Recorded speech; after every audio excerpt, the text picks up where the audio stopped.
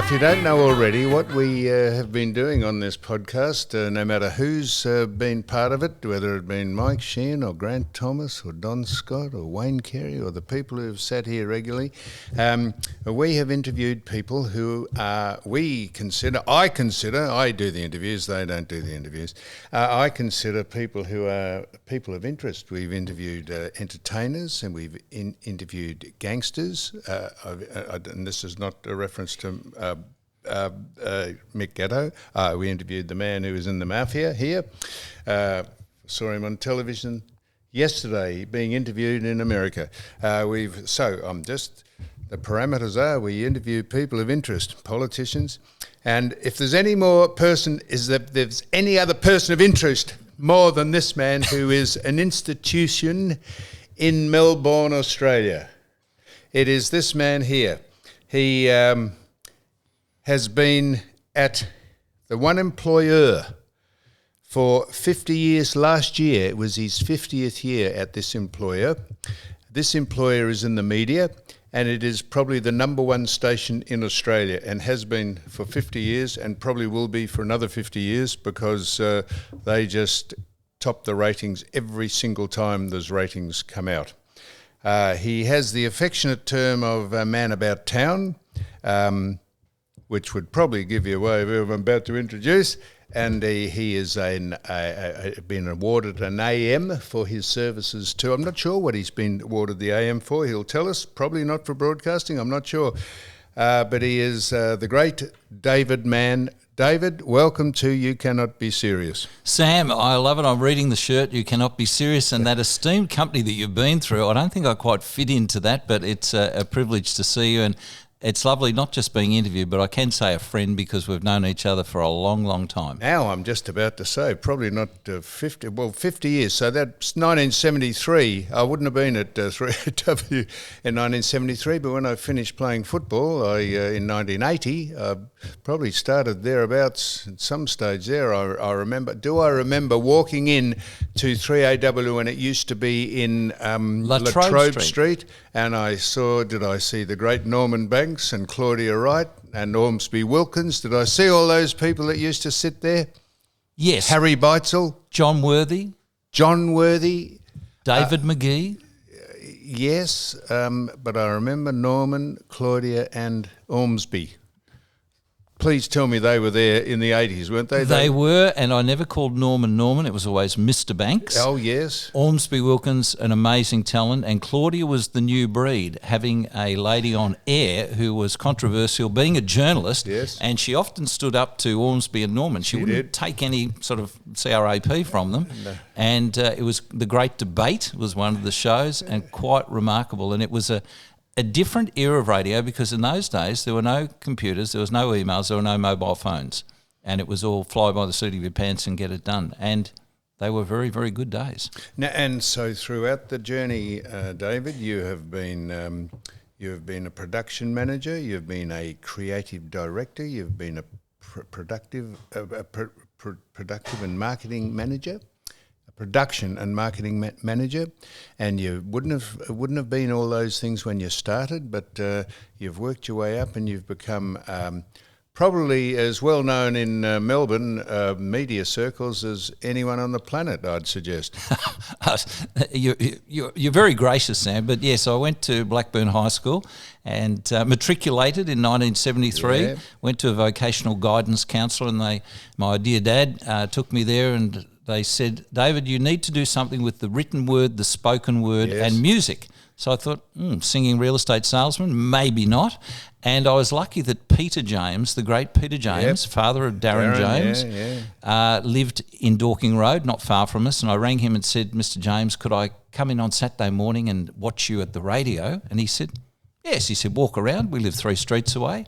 And I actually, at that age, 17, his daughter Joanne, lovely lady, we went out a few times, so that was nice. Yeah. So I went in with the dog.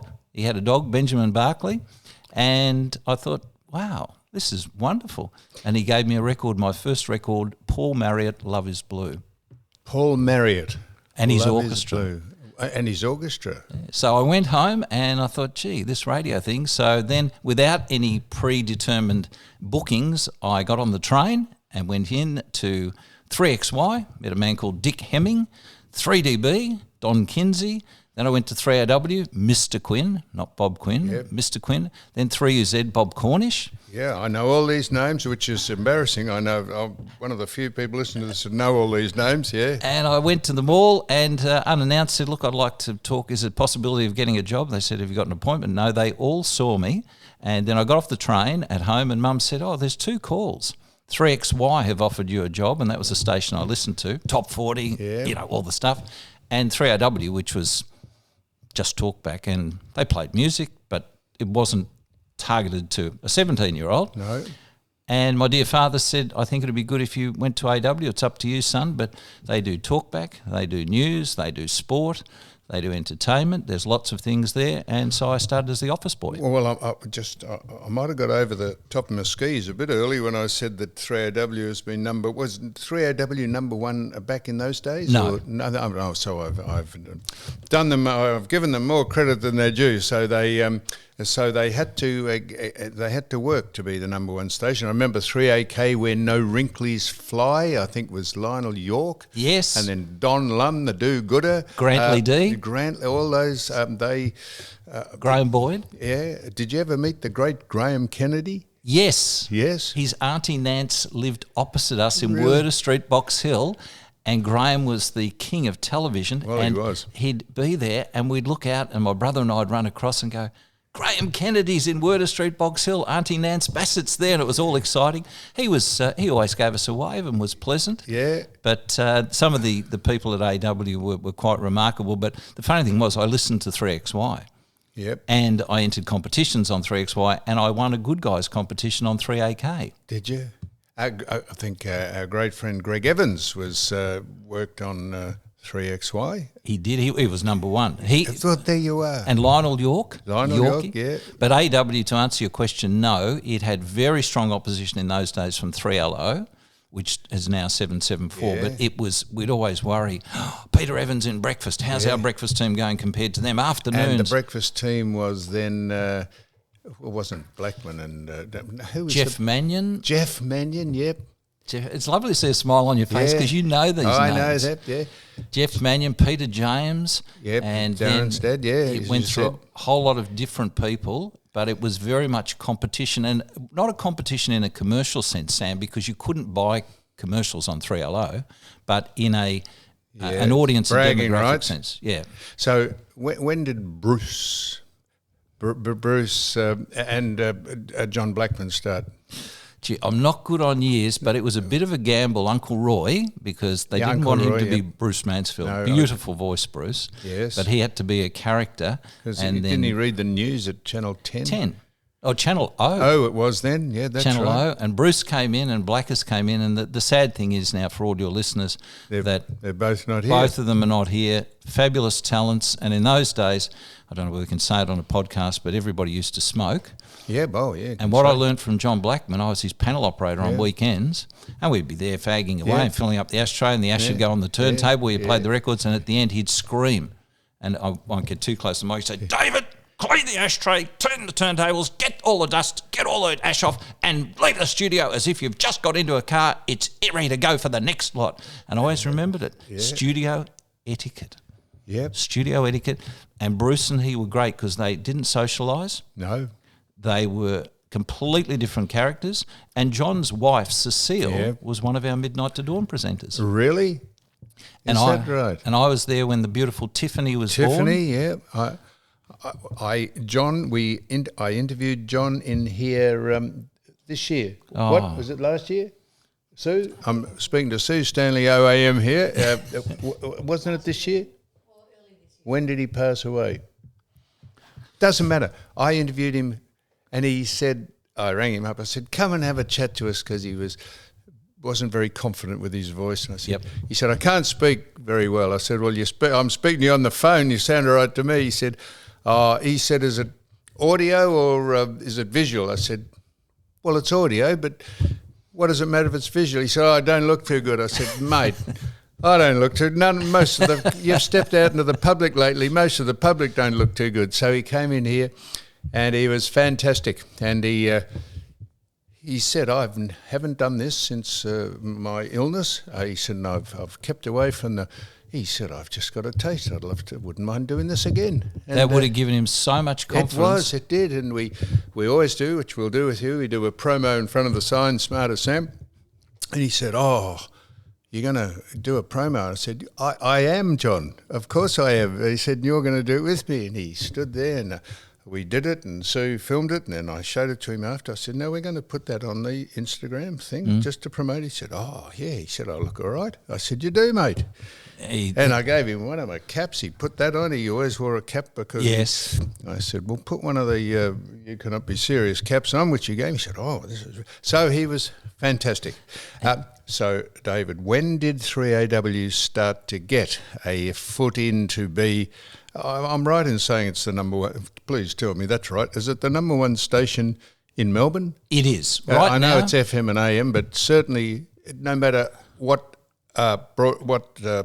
wavelength we're on, AM or FM, it is certainly the number one station. Correct. Overall. Number one breakfast, number one morning, then it goes, Right, there's a few that aren't number one nights, number one weekends, and it's part of the tapestry of Melbourne. It is.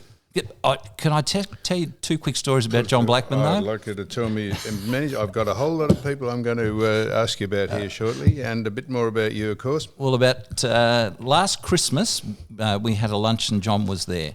And he said, "David, I'd really like you to get one thing done for me." And I said, "What's that, John?" And he was really good. He was up and he was at it and he was speaking as best he could. But he said, "I'd like you to get my chin sponsored." Because he had the chin made out of whatever it was. It looked like like to get the chin billboard. Yeah, and he said, "I'd like you to get that sponsored." And I laughed, and then I reminded him of a story. We broadcast from Hawaii, and it was Uncle Roy and John, and Jeff Johnson from Air New Zealand, and John Freer. And John was very afraid of flying. Not a good person at all for flying. So over the way, we filled him up with various bits of alcohol and hoped he'd go to sleep, and it was a lovely flight direct to Honolulu from Melbourne. But on the way back, he said, "Look, a great week of broadcasting," but he said, "I'm just not comfortable about flying. That's it. I just want you to know." And he got quite aggressive because I was in charge of the broadcast. Jeffrey Johnston called me aside. He said, "Do you know how we transport plane engines on big planes?" I said, "Well, in the cargo?" He said, "No, on the wing." I said, "So?" He said, "Well, the plane coming from LA is carrying an engine to Melbourne and it'll be on the wing. So when you get on the plane, out the left-hand side will be 3 engines and out the right-hand side will be the normal 2 engines."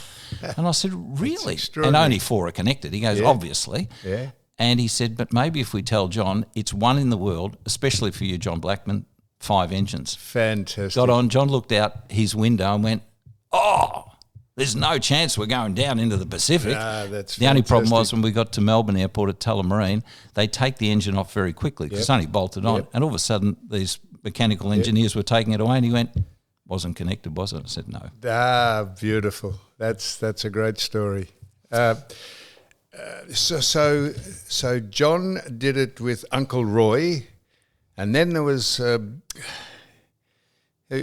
So then John did it with someone else, or did someone else do it with Roy? When did Darren James Darren started doing it with Uncle Roy, and that was a bit of a controversy, wasn't it? Wasn't there some not necessarily bad blood between John Blackman and Darren, but I know. John went to try to go to AK and start an opposition, didn't he? Because Brian White, our general manager, left 3AW, and that's right. He offered us all jobs. Yeah, I was offered the job of promotions and marketing manager at 3AK. I see. On a greatly increased salary to what I was getting. Yeah.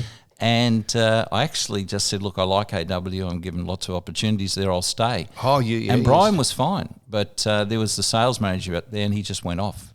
He said, "You're mad." He said, "This is crazy." He said, "You're not accepting it." And he was quite upfront in your face. Like he wanted you to accept the AK thing for the fiscal reward. Yes, he was the new sales manager. And you would be the guru to get it up and running. So I ended up being promotions and marketing manager at AW, and then put it in red biro not to be offered general manager because I'm not very good with just, worrying about budgets and figures. I just like real radio. So John, that's right. John went to a 3AK with whom? Did he take Roy? He didn't take Bruce with him. Bruce went over for some stage, and look, you're testing. The one thing I don't have, Sam, is a good memory for dates and days. But Uncle Roy did go over. Bruce went over. Quite a few of the AW behind-the-scenes people went over.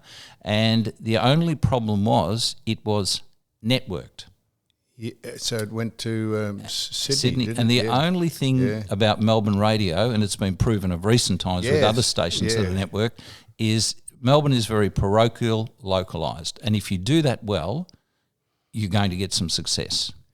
So you'd be the man to ask, what is the future of, I can't think of them. Thank you, Suzanne Stanley. I couldn't think of Kyle and Jackie O. Hugely successful in Sydney, but I think struggling here, aren't they? Well, they are. I mean, Kyle was quite up front. He said they'll be number one in FM breakfast by the end of the year. Well, now, I don't know when the podcast is played, but we're near the end of 2024. And I can assure you they're not going to be the number one in Melbourne breakfast. So it's they'd had a massive marketing budget and a massive roadshow of what they were going to do, but I'm yet to meet too many people who've tuned over. And you never say never, because it's a very fickle marketplace, Sam. You've worked in radio and television for a long time. Media is quite fickle, and one day you're the rooster, the next day you're the feather duster. So you never know. But it hasn't happened so far. No. And we have geniuses in breakfast. Ross Stevenson is probably one of the smartest people I've ever worked with. Get on to them in a minute. You talk about roosters and feathered. I remember tuning. I just wanted to hear how Kyle and Jackie O did their, just handled their stuff. And I turned on, and they had a big competition. The biggest cock in town was going around. Would you like to come and ride on the biggest cock? Yeah. Which, of course, was a rooster. They were. I don't know what the angle was. I don't know what the angle was. It was to be a bit risque, but people would come and speak about the cock and say, "Do you like the look of the cock?" And have you ever seen a cock that big? And I thought, is there any other double entendre you could do about having a big cock? As I say, that would be appealing to some people. I found it quite amusing. It was so obviously trying to be indelicate that that made me laugh, just to see the sheer stupidity of people trying to work that into a serious conversation. Well, one of the funny things about you can use double entendres a lot. You've done it in television and you've got a laugh, and you've done it in radio, and you've done it so many times, public speaking, and I've seen you at various charities you've supported. Yeah. People laugh, but it's not in their face, and it's not so just blatant. Here it is, blatant. Yeah, it's a good word. So. No, I wouldn't like to put myself in the subtle category at all, David. So then, I'm still on this. So then, Darren James started with, who did he start with? On the breakfast? I'm trying to think. Look, Gavin Wood was with us for a short time, and didn't he do it with Bruce? Yeah, I think he did. And didn't Bruce come back? You're testing me, and I thought didn't work with Gavin, and we've had various people there who were there for a short period of time. Greg Evans worked at 3AW. Yeah, he did, and did a good job. They're all radio people, but at that stage, AW was struggling. And then Stephen Price was when they moved to South Melbourne, he was the boss of programming, I think, and looked after Rex and I on the football, and we gave him some interesting times. He did drive, and then he did mornings, I think, and then he went to go to Melbourne, Melbourne Talk Radio, MTR. And that lasted a minute, and then he asked me to come over there after I'd finished it. 3AW, I'm not sure. Anyhow, it's all really interesting stuff. I'm still asking you, when? But Pricey was good because he had been a producer for Neil Mitchell. Yep. He had his own program, and then he went to Sydney to our station there, 2UE at the time, and he actually understood radio. And if he rang, he'd go, I really didn't like that promotion. I think the boys on air could have done it better. They've let you down. I'll fix it. And the next day, perfect. Yep. And he invented the rumour file. Did he? Steve Price is the person who brought the rumour file to 3AW as an idea. And now it is probably the most listened to 10 minutes of radio every morning. Must listen radio. So being involved, how much has that ever got the station into trouble, all that? The rumour file, or do they have a budget for paying people defamation and just a little bit of a kitty to buy people off who might want to take action, who have been maligned unfairly, or do you don't know about all that, or do you? Have you got good legal people? Yeah. I can tell you, when we were at 382 Latrobe Street, 3AW there, everything that went legal, they would refer it to me, because then I'd sit with our lawyers. Yes. And our lawyers had a code, and Jim was his first name. He's passed away, but he'd come in and say, "Not a problem, David." I go, "Thank you, Jim." And the next code was, "I think this might cost us a double garage." And I said, "Oh, really? Oh, not good." He goes, "No, not looking good." One time he came in and he said, "Do you know where Templestowe is?" And I said, "Yes, in the eastern suburbs." He said, "This will be a 3-story home with 5 bedrooms, a swimming pool, a sauna, a home theatre, double garage, and potentially a helipad." He said, "We're gone." And I said, "Oh," and Peter Nixon was our chairman at the time. Yeah, Peter Nixon, yeah. And I thought, how are we going to get around this? And you know what? 3 places you don't want to go: court, hospital, or VCAT. Yep. Because or mediation. It's all just, things you have to go through. So fortunately we settled, but the rumour file has got around it because of the word rumour. Yes, rumour. And it's alleged. And and it's very cleverly monitored, because it comes on. And Ross, being a former lawyer, he's he's hit the dump button a few times. Has he? Yes. To my knowledge, financially, we haven't lost anything that I can think of in a monetary sense, but in an apology sense, probably a couple. They didn't get the dump button working with Bruce and Phil one night about Toby. And the anchovy. So they didn't get, I've got that on here, I can play that if you, so they didn't get that going. So it's a very important part of live, of talkback radio is the dump button, isn't it? Sam, you remember, it's just, I tell you what, I'd love this to be on AW right at the moment, Newman and the Man, but when when radio is live, I was doing a cross from a My Chemist at Brunswick once. My Chemist, this is years and years ago, and I'm just talking to a lovely pharmacist. We're the only people in the shop, and a car drove straight through the front window. Glass went everywhere. I'm standing there, and she starts screaming, and there's a gentleman in the car, and we had I think it was a landline at the time, and I put it down and said, "Look, I've just got to go, and I put the landline down, and I said, "Don't move, sir, don't move, just hang on. I said, "Quick, have you got another phone?" She said, "Yes." I said, "Get on another phone, ring an ambulance, ring the fire brigade, ring the police now." And he'd had a medical incident. Yeah. So there was stuff everywhere, but it kept going to air. But the bit was the funniest bit, that nearly got a reward, which you've got some in football. Yep. The towie arrived. Yeah. Tow truck drivers are fabulous. I'd love you to interview. Came in, little nuggety hands, going, "There you go, mate." I said, "I'm all right, thanks." He said, "A bit of a," I won't say the word because I don't swear. Yeah. And he said, "What's all this stuff on the ground?" I said, "Oh, it's vitamins and lipstick and nail polish and all things, tissues." And "What's going to happen to that?" I said, "Oh, that'll go in a bag." And he said, hang on. And he raced out to the tow truck and he brings in a body bag. And he fills the body bag with thousands of dollars worth of pharmaceutical things. And he's going, "This is great, mate." He said, "Stand back." He said, "The whole joint might fall down." And he pulled the car out and the structure stayed. And it all went to air. That is brilliant. That's so if he's listening, I hope he used it all. Yeah, live. Just remember. Sort of live television. Just remember, Sam, Chemist Warehouse. Great savings every day. Yeah, I was the victim of live. They didn't. I was at Triple M, and they. I don't know if they did on purpose or by accident, but I'd been at that's how I got sacked off Triple M. I'd been at a game and it was a shocking game, and we took talkback calls, and I said, "This is the worst game I've ever seen." And the bloke said, he rang in, he said, "It's Frank from Mitcham." He said, "I thought I was at the game." No, he said, "I thought it was a good game." And I said, "Were you at the game, Frank?" He said, "Yeah." And I said, "Well, you're a fuckwit." Oh, no. Yeah, no, I'm sorry, you don't swear. I'm sorry for swearing in front of you, Dave. And that was it.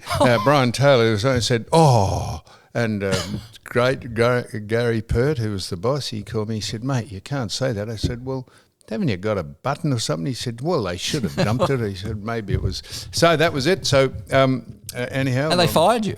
Well, they didn't actually fire me. I'll tell you, it's an extraordinary thing. Though I got on very well, and Gary Pert said, mate, he said, you can't do that. He said, I said, well, mate, I said, well, I'll resign you if you want to sack me. He said, no, we're not going to sack you. You could ask Gary this. He said, what we're going to do is, he said, you come in from 12 till 2, and then when the game starts, go home. Oh, no. And I said, yeah. I said, really? I don't have to watch the games. He said, no, you're a bit cynical on them, and some of them tick you off. And I said, they do, Gary. I said, would there be a diminution in pay if I just come in for the 2 hours? He said, no. He said, we'll see your contract out for the end of the year. He said, and then we might call it quits because your contract will be up. And I think you've almost had enough of this, haven't you? And I said, Gary, had I known that you were going to do this, I would have told someone to get fucked 3 years ago. Anyhow, no, and that is true. Anyhow, I'm sorry for swearing, David. I know you're. Do you want to know the worst swear word I've said on air? No. If you can picture the radio station when you're on air, and I was doing Midnight to Dawn, and there's a desk and the headphone jack is, these are headphones and the jack's under the desk and the headphones are going. So I thought, hang on. And I went down under the desk and just adjusted the jack. And as I came up, I smashed the back of my head on the desk and went, excuse me, bum, Bum. Bum. And what I didn't realise, there's blood going everywhere. Bum. And I passed out. Yeah. And the record, Val Durnigan playing. Oh, really? It was funny because you had to back announce it, VD on AW. VD. And it went click, click, click, the end of a record. Yeah, I know. Click. And so they rang Russell Street and said he's been shot. AW's been shot. There's nothing on air except bullets. And so the police came down. They smashed the glass door. Remember the glass doors that led up to the courtyard? Yeah, absolutely. They smashed the glass door. And by the time they got there, I was up and just going, it's the man hours. It's 17 minutes past 3 and we're enjoying some wonderful music. Coming up soon, Kenny Rogers. And I'll just have to check what it is. Kenny Rogers, Islands in the Stream with Dolly Parton. And it's 14 degrees in town. Okay, how are we going? Look, I might give away a Sitmar cruise. I think that'd be fine. I had none of these prizes. The police arrived. They came in and very calm, cool and collected said, how are you going? I said, I'm fine. Shh, the microphone's on. Just take a seat. And there's blood everywhere. And it was all these people. And they eventually said, look, at the end, what happens if you get sick on air? So there's a sheet here with emergency numbers. They said, can we have a look at it? And they dialed the next person to come in and take over. But I still worked till the end of the shift and went and got stitches there. And that is extraordinary. But bum was the worst I said. Bum. Holy mackerel, you're a piker. Now, that is fantastic. Now, you mentioned at the start that you one of the prominent men in Australia, the great Bruce Mathieson. Oh, I know this because I interviewed Bruce while I was up in Airlie Beach. I got interviewed Bruce Mathieson, didn't we? We interviewed him. He was fantastic, Bruce, and he mentioned that he didn't know anything about discos or how to crank up pubs. He had poker machines in them, but he thought he'd try and get a younger crowd in, and he enlisted your services to be a DJ at his. Did he not up at Wood End or somewhere? Did he not? I was taking out a lady who lived 4 doors down from his brother Don in Illawarra Road, Balwyn. Yep. And Don said to me, he said, do you do discos? This is 1974. I said, of course I do. Yeah. Never done disco in my life. Yeah. And he said, my brother's bought a pub. I said, and he said he'd like a disc jockey. I said, no problems. So I went down to bought $30 worth of records, went to the technicians, Max, Ray Kinley, Jeff Murray, and hired a couple of turntables and a mixer. I'm technically inept. I don't have any ability, no social media at all. And I had all the little stickers on it, how to plug it in. And Don Mathieson said, Bruce will pick you up outside 382 Latrobe Street, load the things into the boot, and away you go. So this man arrived with the biggest hands. Yeah. And he goes, my name's Bruce. I said, pleased to meet you, Mr. Mathieson. He said, Bruce is the name. He said, we're off. And I thought he was kidnapping me because there was the Calder Highway. There wasn't, in those days, 1974, there wasn't, Tulla freeways and everything. And I said, where are we going? He said, Macedon. I said, what's Macedon? He said, it's where I bought the hotel. I said, oh, are you a hotelier? He said, no. He said, I've got a little engineering business and I make casters that go on the bottom of chairs. That's right. And he said that. He said, so, but you're doing the disco tonight. And he said, I'll do the raffle tickets, I'll do the schnitzels, I'll pour the beer. And he said, they're all idiots who live here. They all fight. So he said, at midnight, get down, behind whatever you're going to put it on.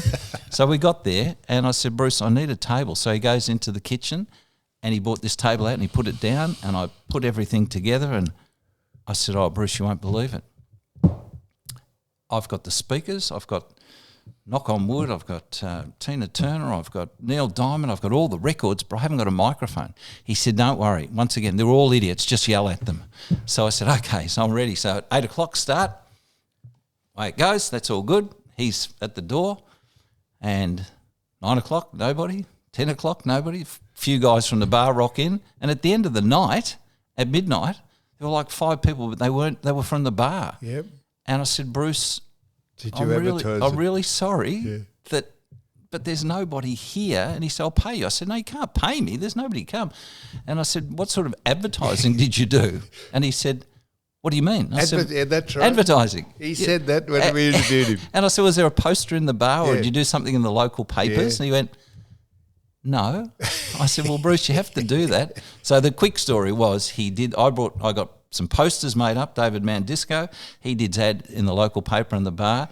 The next week we had about 30, 80. Then it went to nearly 200. The rest is history. And it was full every night. And at midnight, they'd all fight each other. Yep. And he'd say to him, so Irene, if you come back in, I'm going to throw you out through the window into the car park. And so the guys go, I love you, Brucey. And he picked them up by the belt and he threw them into the car park. And the local police officer turned up and snibbed his doors and just had the blue light on. And it was fantastic. And then every time he purchased a hotel, he picked me up. I know.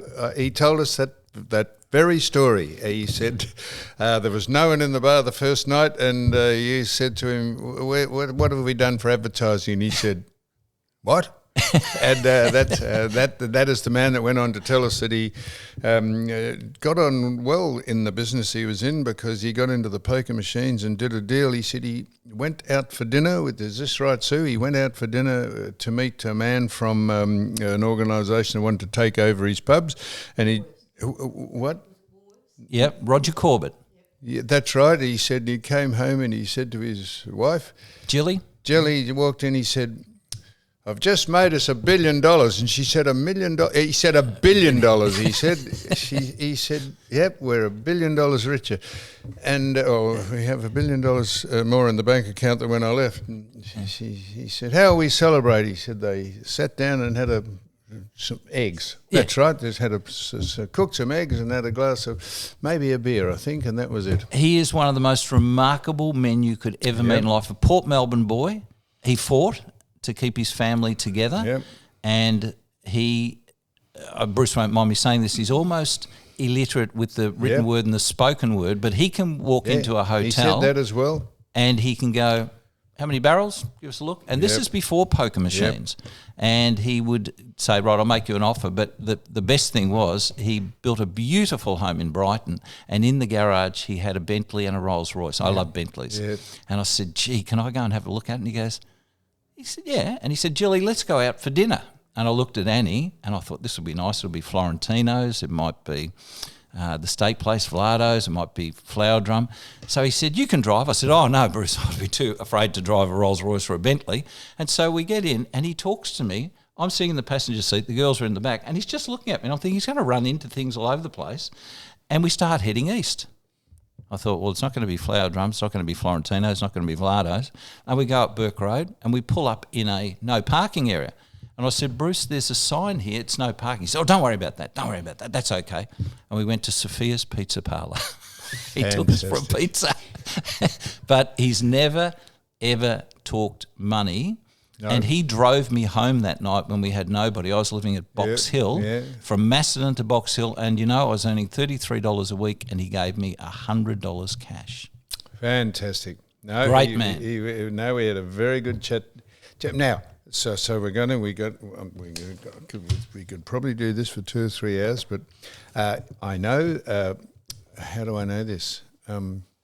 Sue told me that you used to, the personalities and the celebrities that would arrive for one reason or another in Melbourne, you used to take them out to your property, or you used to, for want of a better word, do a bit of PR for the station, and you used to entertain them, and you must have met. I've got a list of people here who I would like to ask you about. I know that you have come across these people, and some you mightn't have got on with, and is there any controversies that went on, or any memorabilia you've got of famous people? But I've got a list here. You've met Charles Aznavour.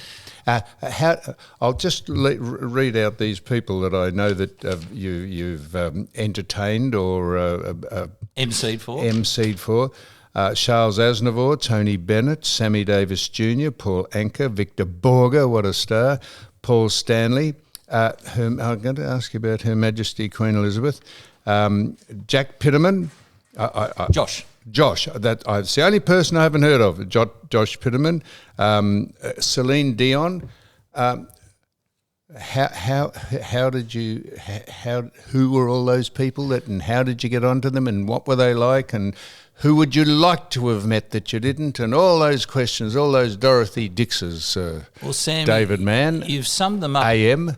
Life lessons that I learn, and you learn from people like you. I've learned things from you.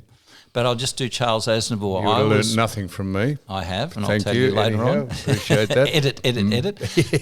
I was privileged to be an MC at Rest Point. The late Dennis Smith, he booked all the acts. Yeah. Billy Rowe was his tour manager. First casino in Australia. We'd fly down on Ansett, and I would take the artists down, and I'd MC Friday and Saturday nights for Mr. Haddad, John Haddad, and Heinz Voss and Jeff Young. And I met them. So Charles Aznavour, back in, I think, as I said, years not good, but I think it was 74. Yep. And I was down there, and Macquarie Broadcasting rang and said, "You're emceeing Charles Aznavour." And I said, "Yeah." They said, "Get a tape machine from 7HT Hobart and do an interview with him. We'll make it an hour special. We can sell it." And I went, "Oh, okay. I've never interviewed anybody." So the quick story is, went and got the interview, the reel-to-reel tape, went into the tower at Rest Point, if your listeners can imagine the tower. Charles Aznavour was sitting there. He had the number one hit in the world called She. Yeah, She. Will be da da da da da da. And so I sat down and I turned the machine on and I looked at him and I said, "Mr. Aznavour, I'm sorry, I've never interviewed a star. I can't do this. I'm sorry." He said, "David," I can't do the accent, but turned the machine off. And I thought, this is the end of my career. And he said, "David, the pilot, the man at the front of the plane who flew us down." I said, "Yeah, the captain, the pilot. Yeah. He does a very good job." I said, "Yes, he does." He said, "The lady who has brought my port and my cheese platter for me, she does a good job." I said, "Room service or housekeeping?" Yeah. And he said, "Tonight on the stage, you will introduce me as Charles Aznavour with She, and you will do a good job." I said, "I feel confident about emceeing but not interviewing." He said, "David, remember one thing in life. There is no such thing as a star. If we all attempt to do our best in life, you'll be a far better person." And I wrote that down, and I've watched people come in and out of AW. I'll name 2 Prime Ministers who are brilliant. Yep. The Honourable Bob Hawke, the Honourable John Howard, they'd always say hello to the receptionist. Yep. They'd talk to Darren Hinch, or they'd talk to whoever, Mark Day or whoever was on air, but on the way out, they would thank the panel operator.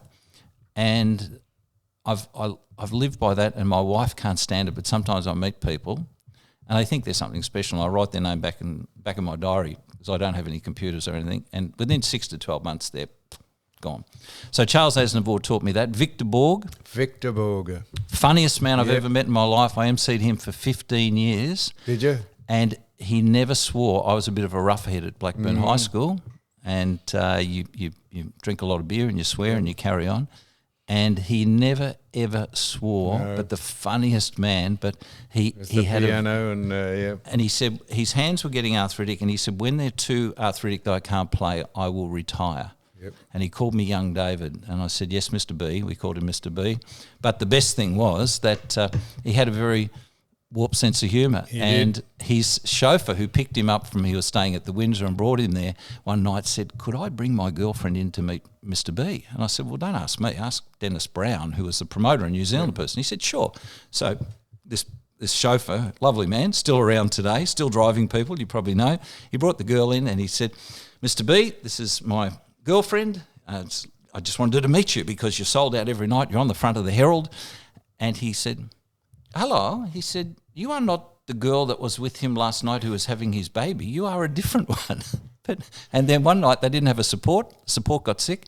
So I rang the Victoria Police Jazz Quartet. They came out with a support act. Really? And he came on and he said, did you like the police officers? And he said, while they have been on stage, all your cars have been stolen. He was a very funny man. And he did that great routine playing the opera to punctuation marks.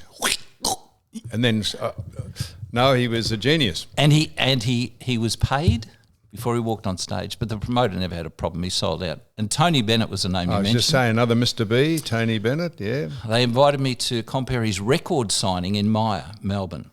So we went down to the green room and everybody was there, security, and in those days Maya had a lot of ladies who were in their 60s, 70s, 80s working in public relations, marketing, promotions. They were all there, lovely people. Security said, Mr. Bennett, Mr. Mann, time to go. There's a lineup of about 800 people ready for you. All set. And I said, oh, yes, sir, fine. And Tony Bennett went, okay. And as we got to the goods lift, he turned around and he went, ladies, ushered the Maya staff in first. I thought, class. And he was, and I said, look, Mr. Bennett, there's a lot of people. He said, I will stay here till I've signed all the records. Fantastic. Lovely man. And Sammy, of course, Sammy Davis, he lost his eye. When did he lose his eye? He probably had one eye when he was here, did he? Probably lost that. He had a car accident. Long time ago. Yeah. But he was another lesson. We got a call from, remember Lazar's nightclub? Yeah, I do indeed. The boys at Lazar's, they invited Danny and I to dinner at a place called Arrivederci, and I think it was Rathdown Street, Carlton. Yeah. And we went there and there were 6 seats on one side of the table, much like what we're working from now, square table, and 3 seats there. And I said to Michael, it was Michael, Victor and Millard and John Haddad, not the Federal Hotels, but the other John Haddad. I said, who's coming for dinner? And they said, David, 2 things. Don't ever talk about, no surnames, and don't mention what you do for a living. I said, why? They said, Frank Sinatra, Sammy Davis Jr. and Liza Minnelli. And I went, joking. And all of a sudden this lady walked up, beautiful coiffured hair. She said, my name is Dorothy. Mr. Sinatra is not feeling well, but he looks forward to meeting you tomorrow night backstage. And now I introduce Miss Liza Minnelli and Mr. Sammy Davis Jr. And I just looked, and a big security man behind them, and I stood up. And the first thing Sammy Davis said to me, please sit down, you're too tall. Ah, fantastic. I sat down, and then he asked Annie to sit between Liza Minnelli and him. So for the whole dinner she sat there, but this is the thing. Simple things, Sam. Yep. There were only 4 ladies there on the night, Liza Minnelli, Annie, 2 of the Lazar's men's partners or wives at the time, I think. And each time one of the ladies got up to go to the toilet, he'd stand up, he'd pull the chair back, and he'd wait till they came back. Bit of class. So you saw them close by. I went to that concert and saw Frank and Liza and Sammy. Yep. It was brilliant, and he still had it, Frank. You know, he was reading a lot of it off auto cue, but he still had it. But he signed. I collect autographs. Yep. And I thought, oh, this is a bit in your face. Would you be able to sign it? And so I have the main event: Sammy Davis Jr., Frank Sinatra, Liza Minnelli. I'm going to when you mentioned autographs, I'm going to ask you, what autograph would you have? I have an answer to this, and you'll. I'm going to apologise. I'm going to apologise before I say it, but I reckon the most famous autograph to have, I'll mention who I think it would be, but who is your most famous autograph? Who would you like to have met that you didn't, and who is your famous, most treasured autograph from? I see you've, how did you meet Her Majesty Queen Elizabeth? How did that... Commonwealth did you Games. Speak to her? Commonwealth Games here. Yes. Mr. Walker rang me, and I worked for Ron Walker AC on weekends and at the Grand Prix. Yeah. And he said, I'm running the Commonwealth Games, and he said, we're having a private reception for Her Majesty on opening night. Which year is this? 2006. Oh, yeah. Just, yep. At the MCG. Yep. 2006? Yeah, or 2006. 2006. Yeah, well, 2000, because that's right. They're every 2 years in between the Olympics, so every 4 years in. But so Sydney was 2000 Olympics, then 2004, so 2006 it would be. And he said, report to Gate Tower 1, bring your passport and your driver's licence. He didn't tell me what I was doing, and he said, somebody will see you, be there at 2 o'clock. So I got there at 2 o'clock, and this gentleman with a strong English accent, suit and tie, came up to me and he said, David Gregory, man? I said, yes. He said, come this way. I said, oh, okay. And I walked and I'm thinking, this is a bit strange. And we went into this private area. There were a couple of security people from Scotland Yard. And he said, right, you know what you're doing? I said, well, no, sir, I don't. He said, well, at 6 o'clock you're emceeing for Her Majesty. It's a private function, Queen Elizabeth II. He said, there is a folder here. The only people in the room will be Mr. Walker, Mr. So, the Lord Mayor, Mr. Howard, your Prime Minister, and ex-governors, ex-governor-generals and ex-Prime Ministers, Mr. Whitlam, Mr. Fraser, Mr. Hawke, all will be here, and you've got to introduce each and every one of them to Her Majesty. Yeah. And I said, oh, okay. And like the Governor of Western Australia, I didn't know who it was, the Governor of South Australia. He gave me a book. He said, you've got to remember it. Now we take the book from you. I said, so I've got to remember what they look like and their post-nominals and who they are and what they represent. Fantastic. He said, yes, and it's the most nervous I've been in my life. Well, I wouldn't wonder. So, and you did it? He said, when you hear the ding of the lift, you've got 28 seconds to introduce her. Do not look to your right-hand side, just look forward. And I said, but how do I know Her Majesty will be there if I'm introducing? He said, Mr. Mann, we've been here for months organising this. She will be next to you. Her Majesty, the Duke, will be diagonally opposite all the time, never leave her left-hand side. I said, okay. Anyway, went through and Marjorie Jackson and all the people and a couple I thought, I don't know who this is. And then in my mind I thought, well, I've done all the others. It has to be this person. And near the end, the Scotland Yard man came up and he put his hand into my arm and it really hurt. Yes. So the Prime Minister was standing to the right-hand side, Her Majesty was in the middle, I was there, and he said, get on the end of the line. And I thought he was setting me up. Get on the end of the line. And then he pulled the microphone away from me, he gave it to the Prime Minister. He said, get on the end of the line. And I got on the end of the line and Ron Walker looked across and went, what are you doing there?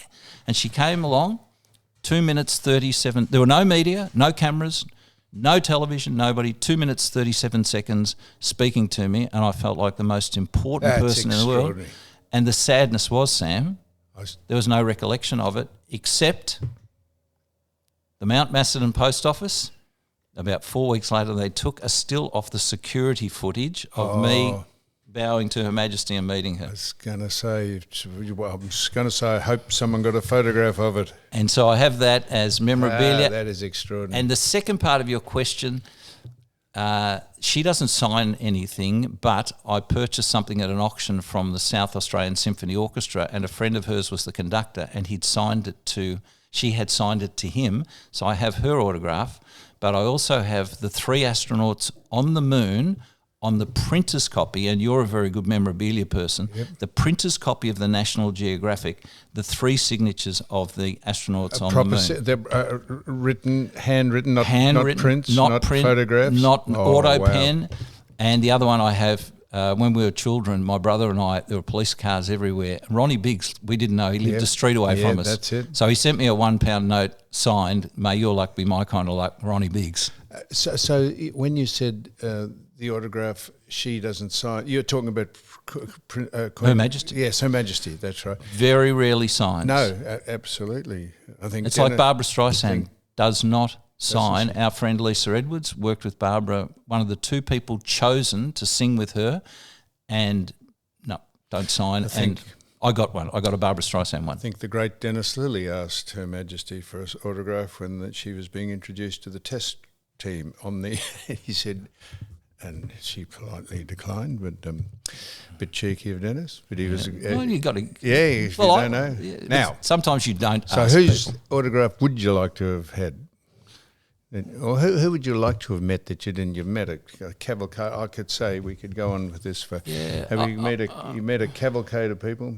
I would have liked to have met Neil Armstrong because Tony Charlton, the great Tony Charlton, interviewed him. I was the panel operator. Tony Charlton, what about? And he used to interview 80 people in an hour. It was unbelievable. I used to listen to that. Nobody knows that except you. And God, the he'd listeners, say, now we've got the first man that stepped onto the Neil, that's Tony Charlton. Hello, Neil, how are you? Hello, Tony, how are you? Well, it's great that you could step onto the moon, and thank you very much. And now we've got Dag Hammarskjöld, who's leading the United Nations. Dag has just stepped away from the microphone for a minute at the United Nations. It's Tony Charlton. Hello, Tony. He said, Dag, how's it all going there? He said, well, great to speak to you. He would speak to 100 people. Well, it was extraordinary. I was the panel operator, and he gave me the list, and there was Greg Norman, who was superstar. Yeah. All these people. He had Dean Lucan at one stage, and I said, oh, Neil Armstrong, the astronaut, the man who landed on the moon. He goes, yeah. I said, we're going to talk to him. He said, yeah, dial it up, dial it up. And so I'm sitting there in awe. I didn't have his autograph then, but I'm sitting there. And after about 4 minutes, Tony said, well, we've got a lot to get through today. We're very busy. We've got a commercial break coming up, and then I'll be back with blah, blah, blah. And he's gone like that, and in radio terms, that's finishing. Cut. And I've gone, Mr. Armstrong, thank you so much. And he said, thank you. And I said, Tony, through the buzzer, Tony, that's the first man on the moon. You've spoken to him for 5 minutes. He said, we've got another 20 to do today. I'm busy. It was unreal. I remember all that. The names that he did come up with from different genres in life and different people, and it was extraordinary. He was one of my mentors, and the sad thing is, and I'll try not to get emotional because I am an emotional person, but he helped the Seekers so often. I'm the honorary chairman of the Seekers, and on their 50th anniversary tour, we had a media conference at Hamer Hall. Yep. And so it was only media, and on the sheet they had Tony may appear, but he wasn't in very good health. No, he wasn't. And he walked in, and he had a stick, and he had a person helping him, and he sat down, and I just said, do you want to say a few words? He said, yes, I'd like to. So I said, ladies and gentlemen of the media, one of the greatest people who helped the Seekers' career over so many years, I said, Judith, Athol, Keith, Bruce are so proud of him. He's come here today, and would you please welcome him? And this is a media contingent who don't need that. They all put their hands together. He came up, he struggled, he held the lectern, the voice had gone, and he just spoke for about 3 minutes. And I looked at Athol, and I said, Seekers, do I have permission to say something to Mr. Charlton on your behalf? And Athol said, anything you like. I said, for all our friends in the media here, you've been everywhere, standing ovations. The Seekers get standing ovations all the time. I don't think I need to say anything. But for Tony Charlton, let's stand. You've got me emotional, but I can't top that. But Mike Sheehan and I went to see him in palliative care, and he was lying there, and his family went and said, I knew Tony very well, and we used to have lunches together. Sounds like I'm. And we went in there, and he was lying there. He was, I think he died the next day. And he put his hand out and he held it, and I said, Tony, I couldn't speak, and Mike Sheehan couldn't speak at all. And I said, Tony, we love you. And he said, he said, thank you, dear boy. How good. Thank you, dear boy. And so I remember he was the best. Amazing. He was the best, and the one like that, Sam. Bill Collins was one of my mentors, the race caller, not the movie critic. And Bill, in his final hours, I used to go in 11 o'clock at night, as the family had been there during the day, to see him. And I was out, I think it was Malvern area, and it was before mobile phones, and I went in for about 3 nights in a row. And then the last night, he'd hold my hand, but he wasn't conscious, but he'd push for a yes or a no. Yep. And I said to the nurse, it's 1 o'clock, I think I better go. She said, no, I think you should stay a little bit longer. They know. Yep. And I went to the phone box, and I rang Annie. I said, I just don't know whether Bill will be around tomorrow night. Yep. And he passed away. Yep. It's 4 o'clock in the morning. He was a great man.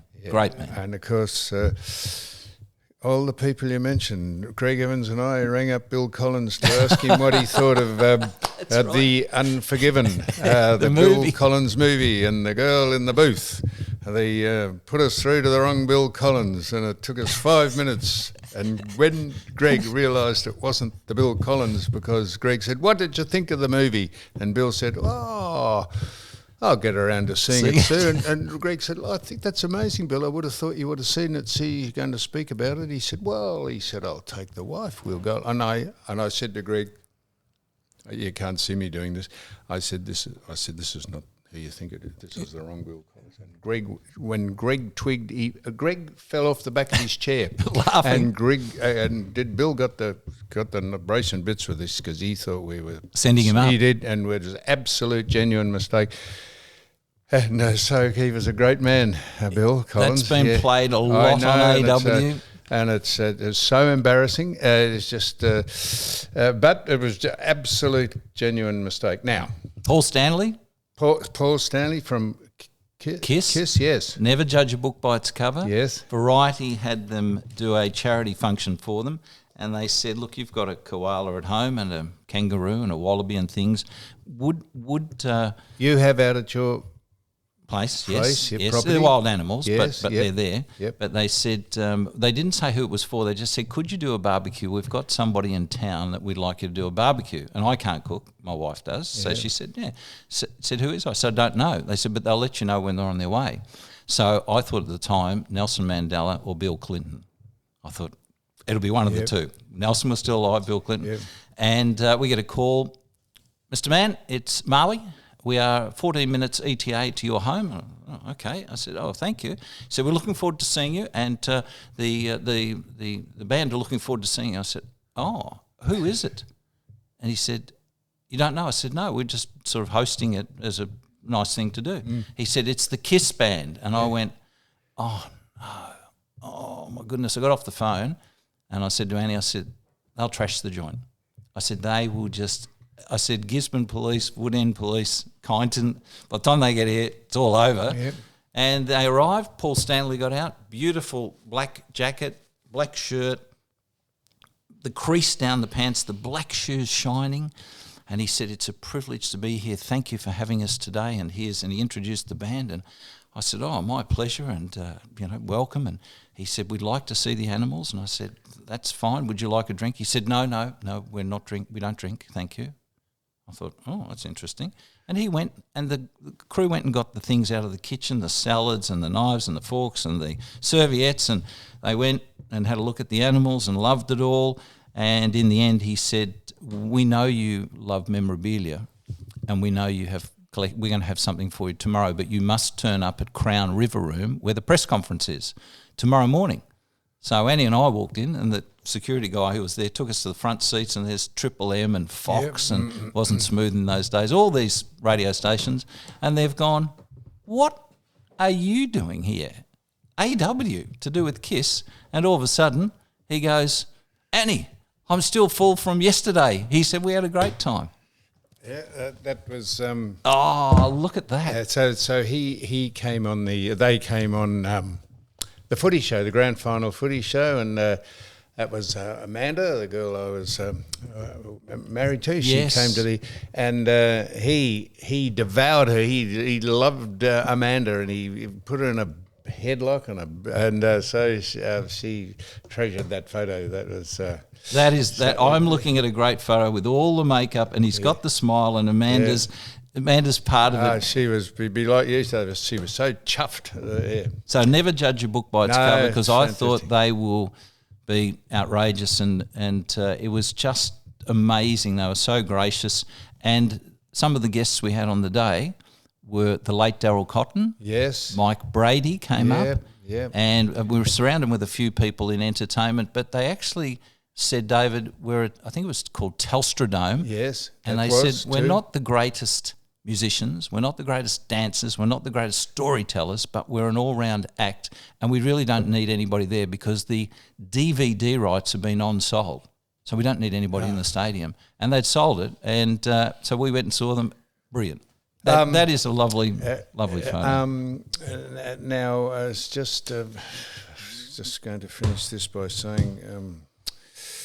Now, this is who would you this is an obvious Dorothy Dixon, but who would you like to have met in the business? I know what I was going to ask you. So they came up to your property because you you had koalas and kangaroos? Yeah, what do you mean you had them? Well, they're wild animals, Yes, but on our acreage we had them. There are no koalas, very few koalas now. Yep. And Did you have a koala there? Yeah, we had a koala. And they could see that. They could see it. koala? You're not allowed to legally hold a koala in no. Victoria, but they could see it. And Paul Stanley said, Annie, with the accent, which I can't do, sometimes they fall out of trees. And she goes, oh, yeah, she said they eat the eucalyptus leaves and they get a bit drunk and they just fall out of the tree.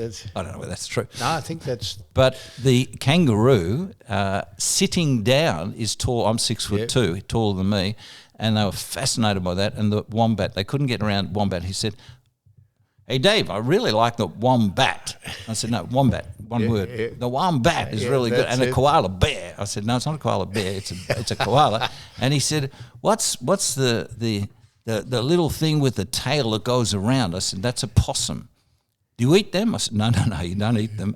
But they wanted to know about the roses. They wanted to know what agapanthus were. Fantastic. They're very smart people. And he said, oh, Dave, that's what they call me. Dave, we're marketers. What we do is what you do. Your promotions and marketing agent. We market everything from condoms to coffins. And that was it. Dave, you have been a star. This is, I could do this for another hour. Now, I'm going to tell you the autograph that if you could have one autograph, I know you'll think this is off, and I'll probably get criticised for saying this. The most valuable autograph in the world would be whose? Gee, what a good question. That's like saying Hitler. It exists. It exists. It exists. Years ago, I used to go to an auction house before they banned the sale of anything like that, and those autographs were there, and some of the cassette recordings were there. Yeah. So I know that sounds off. I've got Churchill's. Yeah. Well. And I've got yours, but guess what? I don't give away my memorabilia. Oh, this is probably going to be very much the end of the interview. The Victoria Police Blue Ribbon Foundation. We never got onto any of that. You were the ambulance and the fireys and the police. You're part of all that, and the master of the amateurs, the golf thing that you put on. My brother runs that. As I say, we never got onto all that. And we so go on. They said, we're running a little short of prizes. What would people really like? And I said, and they said, we just need it for the silent auction displayed. And years ago, I purchased the first footy magazine that you produced, the Footy Show. Yep. And on it was Sam Newman and Eddie Maguire. Yep. And you both signed it, and it was framed, a beautiful wooden frame of the publication, and there it is. And it was legit signing, not like Don Bradman that David Hooks used to sign all the Bradmans. Yep. And so I said, it's pretty special to me, but because of the audience, everybody knows Sam, everybody knows Eddie, and I don't need any recognition, but I will bring it. So I took it to Airlie Police College, and they all went, wow. And it went for a very, very good sum, and there it is, Sam Newman and Eddie Maguire. So I've given that away. That's how embarrassing is that? They must have thought, my God, what have I got? And it had the year on it. That's like 94, 5, 6, one of those, 7. And it was smart because you've signed, and it was big black texter, so you could read it. Yes, that's right. Always like when I sign something for people to be able to know that it's mine. I sign my name so you can read it. Well, the one that I got just completing it was I admire our ADF. Anybody associated with the Army, Navy and Air Force. And I went to a function, and all the patches where we have served in the world, our Australian Navy, Australian Air Force, Royal Australian Army, the patches were in this framed, and it had all the areas we'd served. And I purchased it, and he was not Sir Peter Cosgrove. He was Major General Cosgrove at the time. And at the end I got it, and he saw me and he said, you purchased that, didn't you? I said, yes, I did, sir. I said, would you sign it for him? And he said, no. I said, okay, that's fine, no problems. He said, can you give it to me? And I thought, obviously it wasn't for sale. Obviously something's gone wrong with the auction. And I gave it to him, and he said, he asked where I was sitting. He didn't sign it. He wrote a whole thing on the back to me because he said, you've mentioned you're involved with the Mount Mathieson Cross, Memorial Cross. I said yes, and he signed it. And that's something very precious because he's still with us and he was a great leader of people. What about the great, just this is it, we're going too long. What about the great war hero? I met him. The medical man? Oversaw the troops' health in Japan. Yeah, Weary Dunlop. I met Weary Dunlop at a function in it was in the 90s. It was my greatest thrill to meet the greatest Australian. I reckon you could almost, if there's any person more worthy to be called an Australian than Weary Dunlop, and I have a photo of me and Weary Dunlop, so that's my claim to fame. Billy Curran and I think it was Jeff Mann at the time were interviewing Weary Dunlop, and there was nobody to take him up the cobblestone courtyard at 382 Latrobe Street. They called me. I ran down and I walked in. He had an aura about him. He had dandruff all over his suit jacket. He was quite hunched over. Yeah. What year was that? Oh, jeepers, in the 70s. Well, what did I say? I met him in 1990. I met him at Fed Square. There was some function there, and I met him. So it probably wasn't the 90s because he's probably 70s or dead 80s, since then. 70s or 80s, because we were in Latrobe Street. Oh, dear. And I walked him up to the studio, and he walked slowly, and I told him to be careful of the cobblestones and that. And he had an aura about him. There's three people that have auras: the late Kerry Packer, when he walked in the room, Sir Weary Dunlop, and the other one I would have loved to have met, but I did get something signed, was Sir Robert Menzies. And Sam Newman. David Mann, the man about town, AM. What a fascinating chat. I've enjoyed I don't care if anyone else who listens to this doesn't enjoy it. It's been the best. That's been the quickest hour that I've ever spent. And I'm so grateful you're coming in, David Mann, AM, man about town. Thank you so much. Sam, thank you for the honour. It's the remarkable list of people that you've had, and it's been an honour. And I know it's a bit parochial, a bit localised, but hopefully people got a few smiles out of it and maybe shed a tear with both of you and I about Tony Charlton. I can guarantee they will, all those things you just said.